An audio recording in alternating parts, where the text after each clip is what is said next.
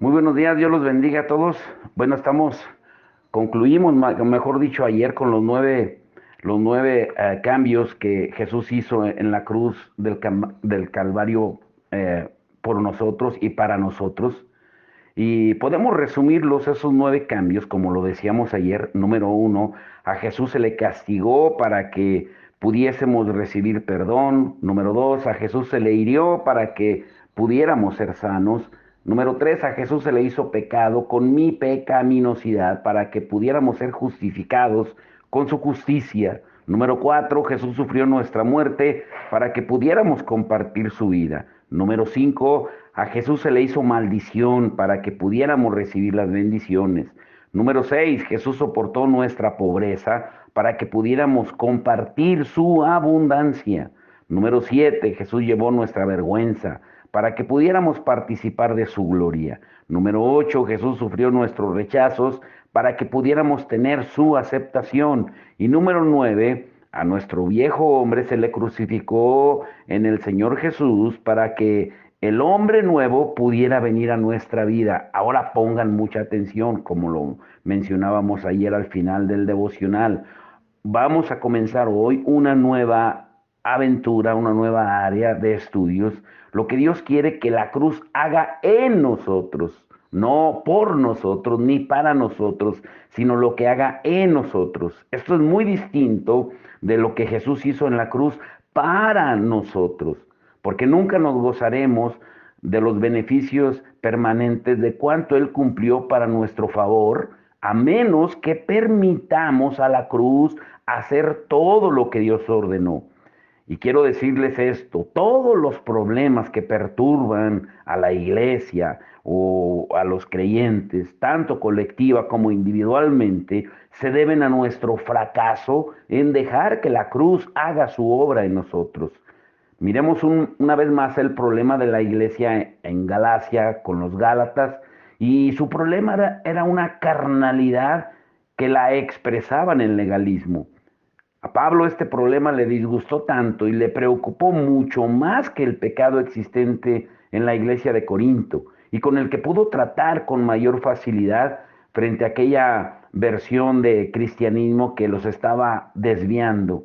Pablo le escribe a los Gálatas no como una carta teológica, sino como una consecuencia de la urgencia para resolver una situación que se estaba volviendo delicada. Y miren lo que les dice en Gálatas 3:1. Oh Gálatas insensatos, ¿quién los fascinó para no obedecer a la verdad? A vosotros, ante cuyos ojos Jesucristo fue ya presentado claramente entre vosotros como crucificado. A los Gálatas, que eran cristianos, creyentes, llenos del Espíritu Santo, los habían hechizado, porque la palabra fascinar en otras versiones, o significa, mejor dicho, viene del griego hechizar. ¿Y qué hizo la hechicería? Les escureció la visión de Jesucristo y su sacrificio en la cruz, que es la única base de la provisión total de Dios para nosotros. Una vez que a la cruz se le oscurece o se le hace a un lado, ya no vamos a gozar más de los suministros de Dios. No sé si recuerdan lo que hablamos de que el Espíritu Santo es el administrador de todas las bendiciones de Dios, pero la llave que Él utiliza es la cruz. Asimismo, el enemigo cegó los ojos de los creyentes de Galacia, haciéndoles ver no a Cristo crucificado como la base para la derrota de Satanás total y completa, sino hechizándolos con otra doctrina. Ahora, nunca olvidemos que desde la cruz el Señor le administró a Satanás y a su reino una destrucción completa, eterna e irreversible. Y Satanás no puede hacer nada acerca de ese hecho glorioso. Solamente apartar del camino de Dios, cegar los ojos de la iglesia. Y es muy astuto para hacer eso. Ahora, a mí en lo particular me bendice mucho las palabras de Pablo a los Gálatas, porque presentan no solo el problema, sino también la solución para una iglesia que había perdido su perspectiva, su enfoque sobre la obra de Cristo en la cruz. Y según la podemos entender, esta carta de los Gálatas desarrolla 5 liberaciones sucesivas que tienen lugar cuando permitimos que la cruz realice su obra en nosotros. Y una vez más, no me estoy refiriendo a lo que hizo Jesús en la cruz en favor nuestro. Gracias a Dios por esa labor, pero no nos vamos a detener ahí, porque hay una obra que se debe hacer dentro de cada uno de nosotros y solamente es mediante la cruz, para tratar con la raíz de nuestros problemas. ¿Y cuáles son esas 5 liberaciones que se hicieron posibles por la cruz? Número 1, la liberación de la presente era maligna. Número 2, liberación de la ley. Número 3, liberación del yo, del ego. Número 4, liberación de la carne. Y número 5, liberación del mundo. Ahora, consideremos la primera de estas liberaciones en este estudio y las restantes pues las estaremos estudiando. Pero, ¿qué sabemos acerca de la era presente? ¿Mm? Número 1, la liberación de la presente era maligna. Pero ¿qué sabemos acerca de esta era presente o del tiempo en que estamos viviendo? ¿Mm? Hay muchos que, por ejemplo, traen calcomanías en sus carros o pueden traer camisetas impresas que diga soy un cristiano radical y sobre todo en Semana Santa a mí me tocó ver muchas iglesias que traían camisetas con leyendas de Cristo y muchas veces lo hacemos para dar a entender que nosotros pues pertenecemos al Señor. Pero, ¿qué entendemos en esto? Gálatas 1:3 dice, gracia y paz de Dios el Padre y de nuestro Señor Jesucristo, el cual se dio a sí mismo por nuestros pecados para librarnos del presente siglo malo, conforme a la voluntad de nuestro Dios y Padre. Ahora, aquí podemos darnos cuenta del propósito de nuestro Dios y Padre. Quiere que por medio de la cruz seamos liberados de la presente era perversa. Algunas traducciones mezclan la palabra era, siglo, mundo, y es un término griego para era que se encuentra en la palabra cosmos, de donde se deriva cosmonauta, cosmológico y también mundo. En el Nuevo Testamento, cosmos es una voz sociológica para describir o referirse a personas de una determinada categoría. Sin embargo, cuando Pablo habla aquí de la presente era mala, usa otra palabra griega con referencia a era. Usa la palabra aeón, que significa un periodo extendido de tiempo, un periodo de una longitud indeterminada. Cada era tiene un cierto número de generaciones. Una de las más hermosas frases de la Biblia es para siempre y siempre.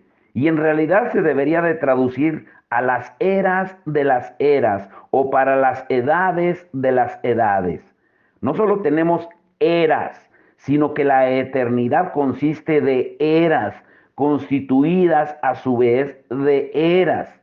Ahora, déjenme enfatizar que ciertos hechos acerca de esta presente era nos van a capacitar para entender por qué es imperativo que seamos liberados de ella. Número 1, porque no le pertenecemos. Escúchenlo bien, definitivamente no pertenecemos a esta era. Somos individuos de otra.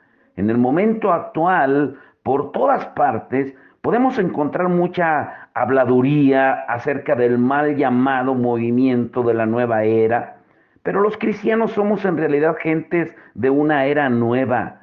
Es cierto que vivimos en esta era, pero pertenecemos a una era futura. Si fuéramos a vivir como si perteneciéramos para siempre a esta era, pues habríamos echado a perder todo el propósito de Dios. La presente era no tiene permanencia y se acerca a su terminación o a un cierre definitivo y total. Diversos pasajes bíblicos así lo expresan. Por ejemplo, al explicarle a los discípulos la parábola de la cizaña y el trigo, Jesús dijo en Mateo 13, 37 al 39, el que siembra la buena semilla es el Hijo del Hombre, el campo es el mundo. La buena semilla son los hijos del reino y la cizaña son los hijos del malo. El enemigo que la sembró es el diablo, la siega es el fin del siglo. Y luego unas líneas más adelante repite las mismas palabras en Mateo 13, 40 y el versículo 49. Así será en el fin de este siglo, así será al fin del siglo. Hay otras diversas porciones de las Escrituras donde se indica que esta presente era mala se encuentra próxima a su término. Ahora, si siente como ya acerca de esta era, usted dirá, pues gracias a Dios, porque no podemos pensar en ninguna otra perspectiva, una perspectiva peor, sino que la que estamos viviendo continuamente, con toda su miseria, enfermedades, tinieblas, ignorancia, crueldades, guerras, etcétera, etcétera. Pero gracias a Dios no durará para siempre. Cuando el apóstol Pablo escribe su segunda carta a los hermanos de Corinto, se refiere a ciertas personas y dice en segunda de Corintios 4, del 3 al 4, pero si nuestro evangelio está aún encubierto entre los que se pierden, está encubierto, en los cuales el Dios de este siglo cegó el entendimiento de los incrédulos para que no les resplandezca la luz del Evangelio de la gloria de Cristo, el cual es la imagen de Dios. ¿Y quién viene a ser el Dios de esta era o mundo? Pues Satanás. ¿Y por qué esta era es mala? Simplemente porque tiene un gobernante malo. Y sabemos que el Todopoderoso podría haber depuesto a Satanás en cualquier momento. Pero como eso no entraba dentro de los planes del Señor, continuará como el Dios de este siglo o de esta era mientras permanezca.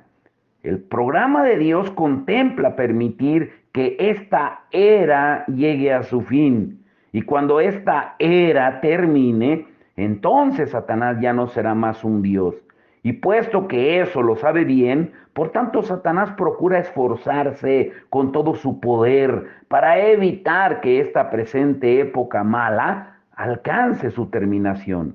Ahora, ¿se dan cuenta de que uno de los motivos por los que Satanás tiene resentimiento contra la iglesia consiste en que la iglesia es un instrumento de Dios para llevar esta era a su fin?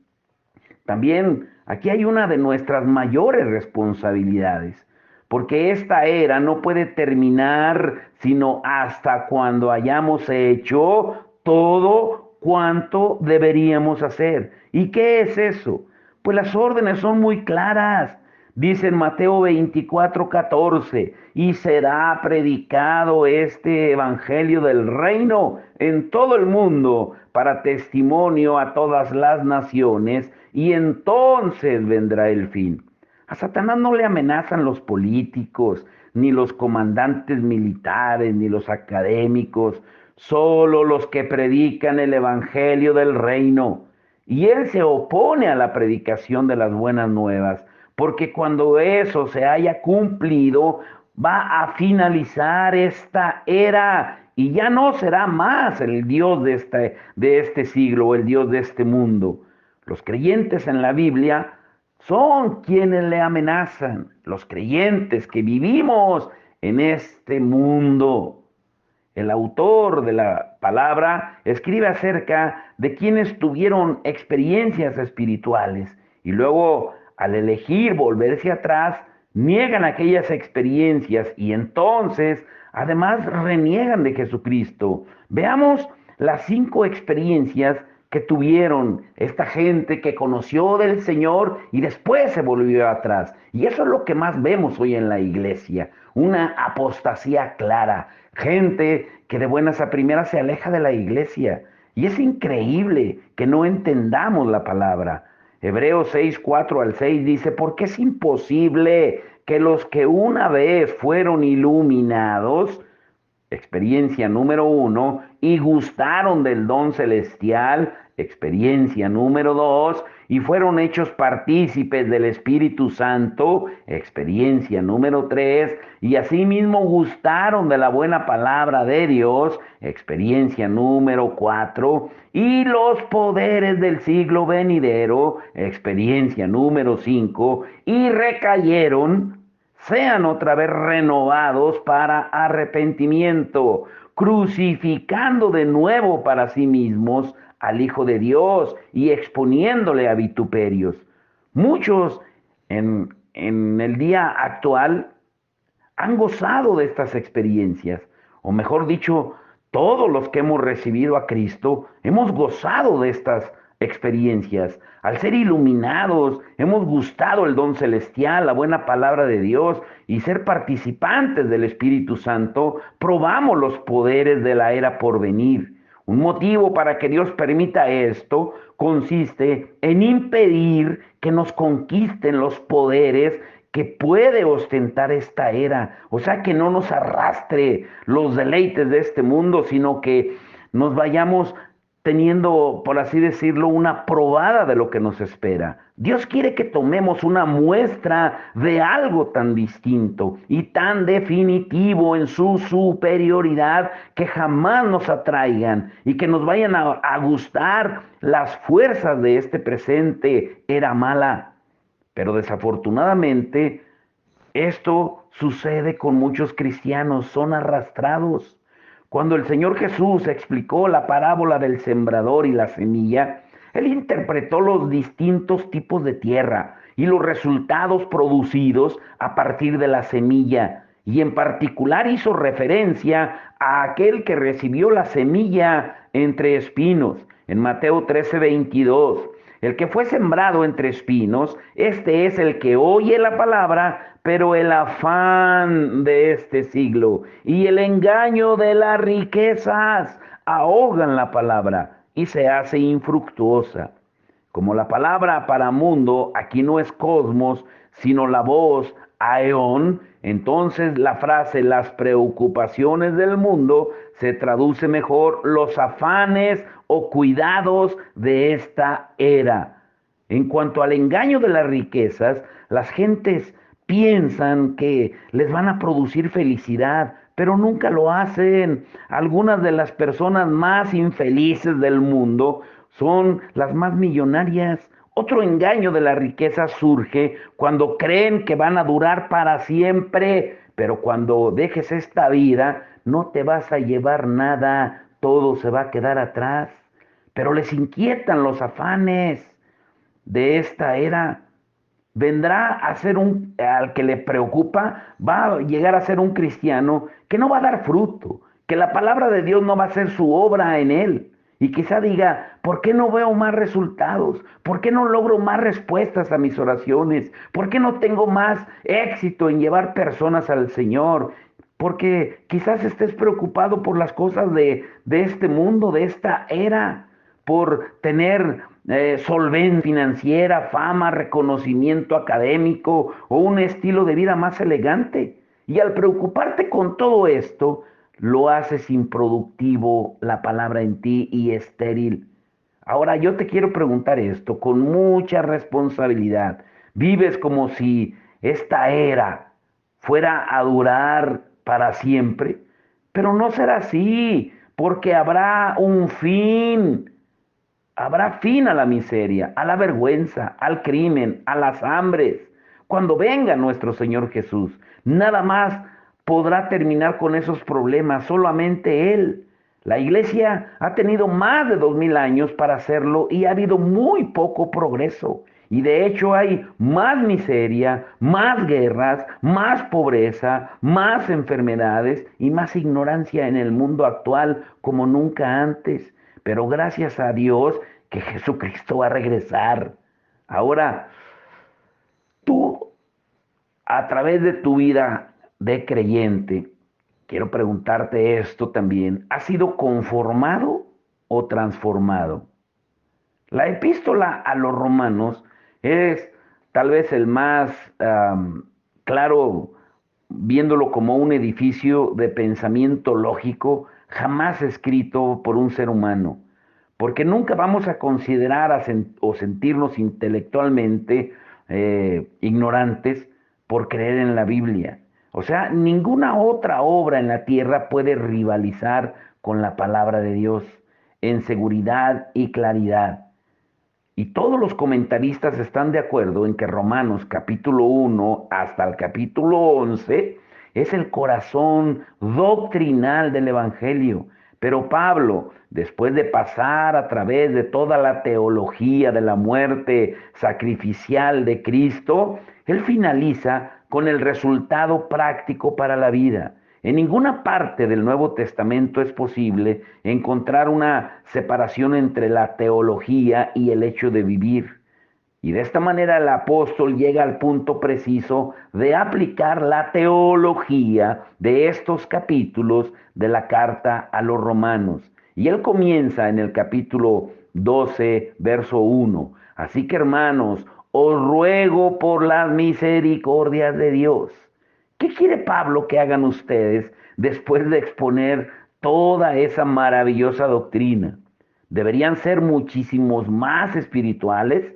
¿Estudiar con mayor empeño o profundidad o irnos a un seminario? No, pero miren lo que dice en el verso 2 de Romanos 12: que presentéis vuestros cuerpos en sacrificio vivo, santo, agradable a Dios, que es vuestro culto racional. No os conforméis a este siglo, sino transformaos por medio de la renovación de vuestro entendimiento, para que comprobéis cuál sea la buena voluntad de Dios, agradable y perfecta. Qué realista y práctica es la Biblia, se predica sola. Y justo cuando creemos ser súper espirituales, Dios dice: quiero tu cuerpo sobre el altar, sin reserva alguna. Una vez que rindas y ofrezcas tu cuerpo, renovaré tu mente. Dios no nos cambia de afuera hacia adentro, Él nos cambia de dentro hacia afuera. La religión nos limpia en el exterior, nos pone ropas nuevas y nos dice: no comas de esto, no hagas esto, no bebas aquello y esto, pero Dios cambia desde el interior. Cuando piensas en forma diferente, entonces vas a vivir de otra manera. A Dios no le interesan los cambios externos que fracasan porque no tocan la naturaleza interna. Él quiere una mente renovada. Él desea que nuestro cuerpo se ofrezca como sacrificio para renovar nuestra manera de pensar. Por eso dice Pablo: no sean como los de esta era, no piensen como ellos, no obren como ellos. Ustedes deben tener un modelo distinto de prioridades y enfocarse no en lo temporal, sino en lo eterno. Yo estaba hablando con alguien y le decía que ¿por qué no ha podido ir a los servicios? Y su respuesta fue: por el trabajo, afanes. Ahora, pongan mucha atención aquí. En una porción final de las Escrituras, vemos a Pablo casi en la terminación de su ministerio, abandonado por todos sus amigos, siendo anciano en la celda de una prisión helada mientras esperaba su juicio y donde no hay justicia y su ejecución. La pregunta cuando él escribe a Timoteo es: ¿hubo éxito según los patrones del mundo? Ni siquiera por los estándares de la iglesia. Pablo, estoy seguro que debió llorar en gran manera al escribir a Timoteo que Demas, uno de sus colaboradores de confianza y que estuvo con Pablo durante muchos años, lo había desamparado, amando este mundo y yéndose. En segunda de Timoteo 4:10, Pablo confió en Demas, pero él desertó. ¿Por qué? Porque amaba la presente era mala. Tú no puedes amar la era presente y ser fiel a Jesucristo. Pero gracias a Dios que Él ya nos proveyó por medio de la cruz una vía de liberación de la presente era mala. Y quiero decirte esto, mira, la segunda liberación es la liberación de la ley y del ego, o sea, del yo. En este estudio estamos estudiando la liberación de la presente era mala, pero también debemos movernos en dos de las otras cuatro liberaciones que Pablo menciona, que van de la mano. Volvamos a leer el pasaje acerca de estas dos nuevas liberaciones, en Gálatas 2, 19 al 20. Porque yo por la ley soy muerto para la ley, a fin de vivir para Dios. Con Cristo estoy juntamente crucificado, y ya no vivo yo, mas vive Cristo en mí. Y lo que ahora vivo en la carne, lo vivo en la fe del Hijo de Dios, el cual me amó y se entregó a sí mismo por mí. Aquí la primera liberación es de la ley, la segunda es del ego, pero ambas están muy unidas. Primero veamos la libertad de la ley. Hay multitud de cristianos que nunca han entendido nuestra necesidad de ser liberados de la ley. La relación entre el creyente y la ley es uno de los temas principales más descuidados en la teología del Nuevo Testamento.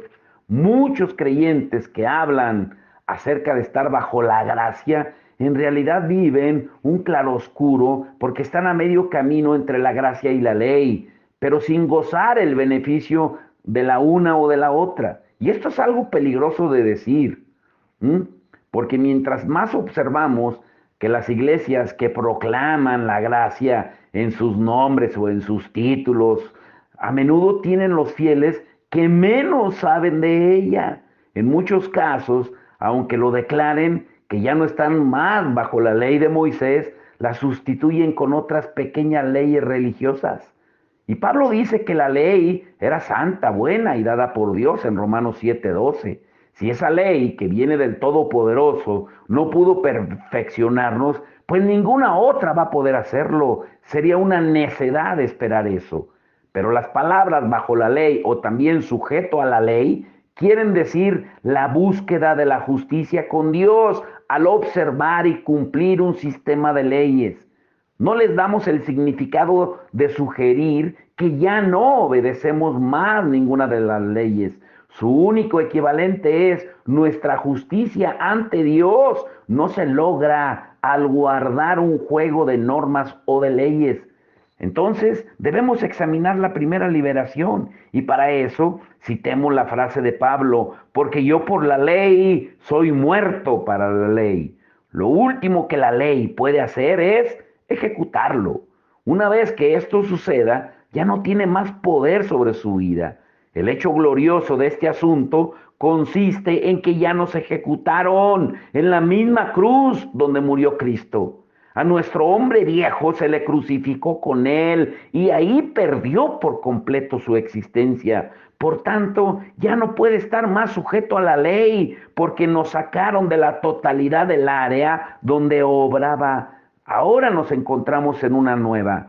Por lo tanto, Pablo dice, porque yo por la ley soy muerto para la ley, a fin de vivir para Dios. Con el objeto de vivir para Dios, fui libre de la ley. Solo hasta cuando haya muerto a esta, podré entonces vivir para Dios. Y esta es una declaración que lo deja a uno sin respiración, pero con toda exactitud es lo que dice en el Nuevo Testamento. En Romanos 6:6, miren lo que Pablo dice. Nuestro viejo hombre fue crucificado juntamente con él, con Jesús, para que el cuerpo del pecado sea destruido, a fin de que no sirvamos más al pecado. No hay ninguna otra forma para escaparnos de la esclavitud del pecado, sino el escape de aquella vieja naturaleza carnal, de la naturaleza adámica, es en la cruz. Una traducción más segura de esta frase sería: al que ha muerto ya se le justificó del pecado. En otras palabras, una vez que se pague la pena con la muerte, la ley ya no tiene más reclamos ni exigencias sobre nosotros, porque ya se nos justificó, quedamos absueltos, estamos fuera del territorio donde nos podía alcanzar o demandar. Miremos de nuevo la epístola a los Gálatas, escrita para hermanos que experimentaron la gracia, eran salvos. El Espíritu Santo los bautizó y fueron testigos de prodigios y milagros. Incluso después de todo esto, decidieron que a fin de perfeccionarse, les era indispensable comenzar a guardar la ley. Y Pablo los llamó insensatos, necios, y se los enfatizó en Gálatas 3:10. Todos los que dependen de las obras de la ley están bajo maldición, pues escrito está: maldito todo aquel que no permaneciere en todas las cosas escritas en el libro de la ley para hacerlas. Una vez que se compromete a alguien a guardar la ley como un medio para alcanzar la justicia, pues debe guardarla toda, todo el tiempo. Y si quebranta cualquier punto, en cualquier momento, pues va a caer bajo maldición. Y así es como lo dice en Deuteronomio 27:26: maldito el que no confirmare las palabras de esta ley para hacerlas. Pero Pablo nos dice en Gálatas 3:11 al 12: y que por la ley ninguno se justifica para con Dios. Es evidente, porque el justo por la fe vivirá, y la ley no es de fe, sino que dice: el que hiciere estas cosas, es decir, el que guarde absolutamente todos los mandamientos todo el tiempo, vivirá por ellas. Esta simple alternativa ya la había planteado el profeta Habacuc: el justo por su fe vivirá, en Habacuc 2:4. Entonces, para ir concluyendo por hoy, tenemos dos opciones. Podemos vivir por la ley, pero si la quebrantamos, estaremos bajo maldición. O podemos vivir por la fe, que no es vivir por la ley. Estas alternativas se excluyen mutuamente, pero tú no puedes tener lo mejor de ambos mundos. No puedes estar con un pie en el mundo y con otro en el reino de Dios. No puedes estar con un pie en la ley y con otro en la gracia. En realidad es por bien que debemos experimentar lo peor de ambos mundos. Ahora, la pregunta que quiero hacerte es: ¿vives por la ley o vives por fe? ¿Confías en guardar la ley a fin de ser justo con Dios, o simplemente descansas en el hecho de que crees en la muerte y la resurrección de Cristo a tu favor? Por eso debemos volver a Romanos, porque en esta epístola encontramos la respuesta a los Gálatas, y nos da la aplicación para quienes no pueden asimilar la parte teórica. Romanos 6:14 dice: porque el pecado no se enseñoreará de vosotros, porque no estáis bajo la ley, sino bajo la gracia. Estas son verdad, estas son en verdad buenas nuevas, pero las implicaciones son asombrosas. Si estás bajo la ley, el pecado te va a dominar. Sin embargo, el motivo para que el pecado no nos domine consiste en que no estamos bajo la ley, sino bajo la gracia. Y una vez más, estas alternativas se excluyen entre sí. Es posible estar bajo la gracia o bajo la ley, pero no estar debajo de las dos.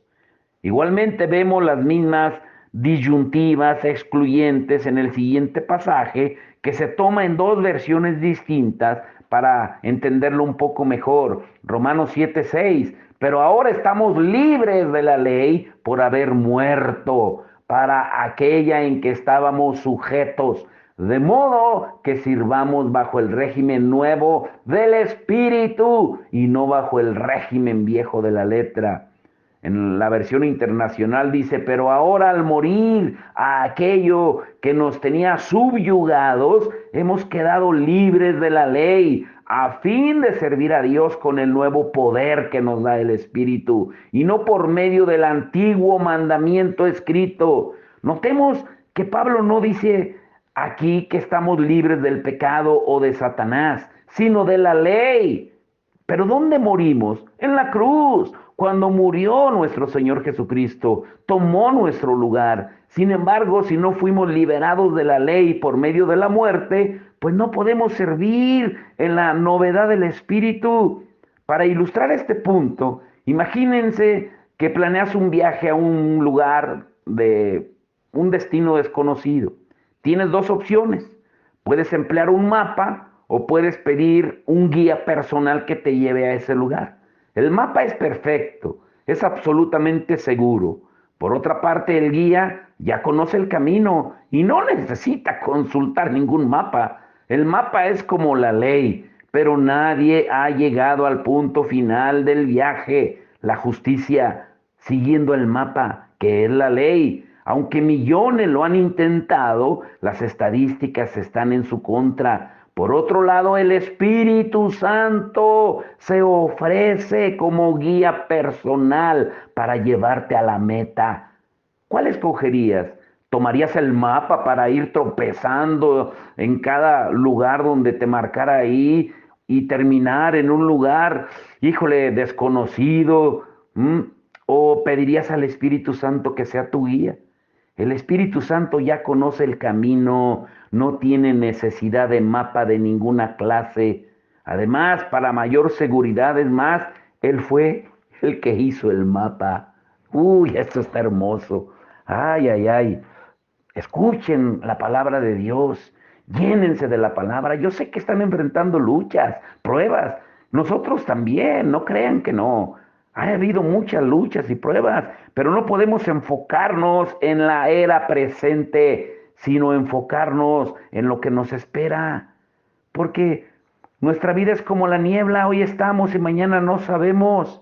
Ahora pongan mucha atención. El domingo estaremos estudiando lo que quedó pendiente. El domingo pasado no lo llevamos porque fue el día de resurrección, pero hubo en el domingo antepasado, cuando falleció Marquitos, donde íbamos a estudiar la locura de la cruz y el poder de la sangre. ¿Por qué necesitamos entender esto? Porque Cristo vino a ser el Cordero de Dios, que murió por nuestros pecados y que fue a través de la locura de la cruz, como Pablo lo dice en Primera de Corintios 1:18, porque la palabra de la cruz es locura a los que se pierden, pero a los que se salvan, esto es a nosotros, es poder de Dios. Es lo que estábamos estudiando hoy. La única manera de ser libres de esta carne es en la cruz. El Señor nos limpia de pecados a través de la sangre, pero Él trata con nuestra carne solamente de una manera, a través de la cruz. Y grábense esto, cuando la cruz no está en el centro de nuestra vida y de nuestro mensaje, no vas a poder salvar a nadie ni a ti mismo. Pero hoy en día la iglesia tiene tantos reglamentos, tantas leyes como estudiamos hoy, que olvidamos lo principal, la cruz y la sangre de Jesús. Ahora hay 8 preguntas, bueno, 9 preguntas. ¿Por qué la iglesia ha perdido tanto interés en la cruz? O mejor dicho, ha perdido el interés en la cruz. Número 2, ¿puede haber salvación y perdón sin sangre y sin cruz? ¿Y puede haber liberación? Número 3, ¿cómo se libera la gracia de Dios? Número 4, ¿cuál es el arma? Esa está interesante. ¿Cuál es el arma que más teme Satanás y sus demonios? ¿La cruz o la sangre? Número 5, ¿cuál es la única fuente de gracia y poder? Número 6, ¿podemos predicar un evangelio sin cruz? Número 7, ¿cómo aplicamos la sangre de Jesús a nuestra vida? Este punto está muy importante e interesante.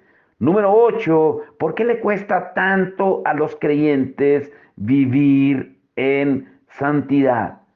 Y número 9, ¿cuál es el único camino seguro para llegar a la presencia del Señor? Uy, esto va a estar muy emocionante. Y recuerden que el martes 26 a las 6 de la tarde tendremos a los niños celebrando con Jesús y el sábado 30 a las 5 de la tarde en Rincón de Parangueo lo tendremos también a los niños celebrando con Jesús. Hay 2 eventos. Hace falta mucha ayuda, hacen falta recursos más para poder dar lo más que podamos. Y yo sé que los recursos ahí están. Dios ya nos los dio, pero ahora hay que pedirle al Señor que toque los corazones de aquellos que los tienen, que no los almacenen, que no hagan tesoros en la tierra donde el orín y el mojo corrompen, sino que hagan tesoros eternos, invirtiendo en las almas, como el Señor lo dijo. Pero vamos a orar, que el Señor nos dé estos servicios. A partir del domingo tendremos una semana muy activa, pero que el Señor nos dé la guianza de su Espíritu Santo y que dejemos que Él obre en los corazones y que Él haga la obra que va a hacer en cada corazón. Padre, en el nombre de Jesús, te damos gracias, Señor.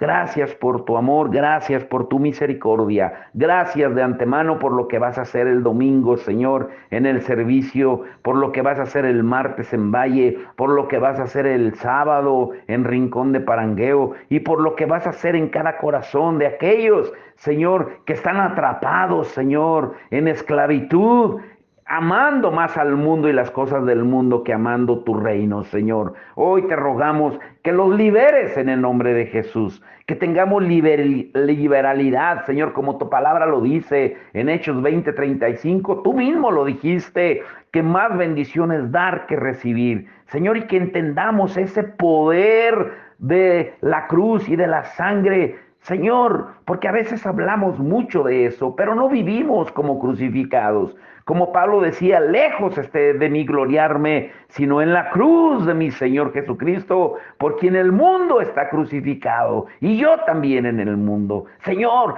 enséñanos a ser guiados por tu Espíritu Santo, Señor, y danos esa sabiduría para poder, Señor, guiar a otros a tu camino, Señor, a tu verdad, a hacer luminarias en medio de las tinieblas, a ser la luz y la sal de la tierra. Señor, y gracias de antemano por la vida de cada uno de nuestros hermanos. Señor, te rogamos que tú des respuestas, Señor, que ellos clamen, que se refugien en ti, Señor, porque tú eres nuestro refugio. Te damos la gloria y la honra. Y gracias, Señor, por todas las familias que van a llegar a tus pies durante la semana. En el nombre de Jesús. Amén y amén.